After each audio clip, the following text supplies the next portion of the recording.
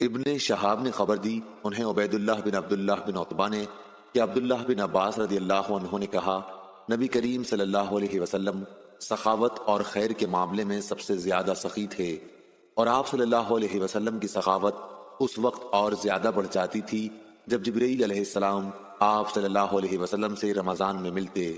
جبرائیل علیہ السلام حضرت صلی اللہ علیہ وسلم سے رمضان شریف کی ہر رات میں ملتے، یہاں تک کہ رمضان گزر جاتا۔ نبی کریم صلی اللہ علیہ وسلم جبرائیل علیہ السلام سے قرآن کا دور کرتے تھے۔ جب حضرت جبرائیل علیہ السلام آپ سے ملنے لگتے تو آپ صلی اللہ علیہ وسلم چلتی ہوا سے بھی زیادہ بھلائی پہنچانے میں سخی ہو جایا کرتے تھے۔ Like, share and subscribe for more videos.